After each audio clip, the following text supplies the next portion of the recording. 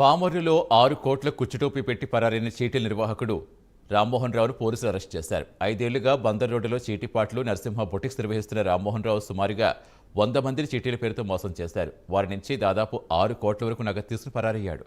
దీంతో కేసు నమోదు చేసుకున్న పోలీసులు గాలింపు చేపట్టి రామ్మోహన్ రావును అదుపులోకి తీసుకుని విచారిస్తున్నారు.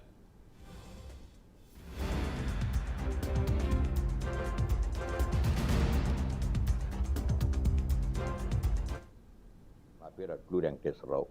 ఈ తమ్మ కోటంరెడ్డి గారి కాలేజీలో లెక్చరర్ చేసింది మా అమ్మాయి. అప్పుడు ఇతను తలసల రామ్మోహన్ అనే అతను స్టూడెంట్ మా అమ్మాయికి. ఆ రకంగా మాకు పరిచయం. అతను మెల్లిమెల్లిగా మా ఇంటికి వచ్చి మేము చీటీలు కట్టించుకుంటాను, కట్టండి, మీకు మంచి లాభం ఉంటుందని చెప్పాడండి. చెప్తే నేను కట్టడం మొదలుపెట్టానండి.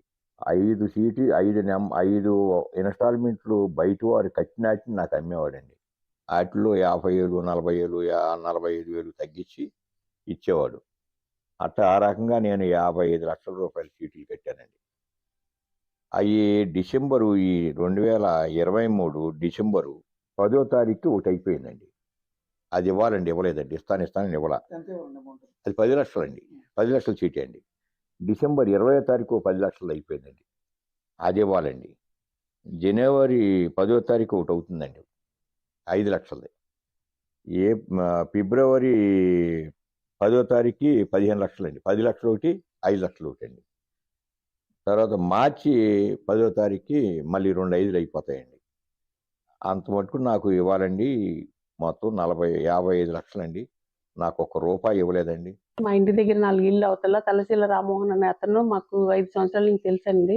ఇల్లు కట్టుకోవడానికి ఇలా బోటిక్కి కలిపి మా దగ్గర చీటీల రూపేణా, డబ్బుల రూపేణా మొత్తం అన్ని చాలా తీసేసుకున్నాడండి. 80 లక్షల్లో క్యాష్ తీసుకున్నాడండి. 85 లక్షల చీటీలు తీసుకున్నాడండి. అందరి దగ్గర ఇలాగే మోసం చేసి మా చెల్లెల దగ్గర, మా అక్కల అబ్బాయి దగ్గర, మా మరిది గారి అబ్బాయి దగ్గర, అందరి దగ్గర లాస్ట్ వరకు చీటీలు ఉండి ఎవరికి ₹1 కూడా ఇవ్వలేదండి.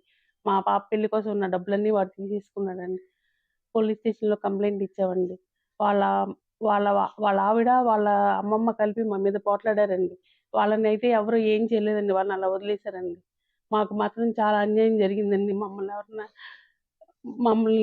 మాకు న్యాయం చేయాల్సిందిగా కోరుచున్నాను. మాలాగా చాలా మంది ఉన్నారండి. 100 మంది పైనే ఉన్నారండి. లెక్క అయితే మాత్రం 100 మంది పైనే ఉన్నారండి.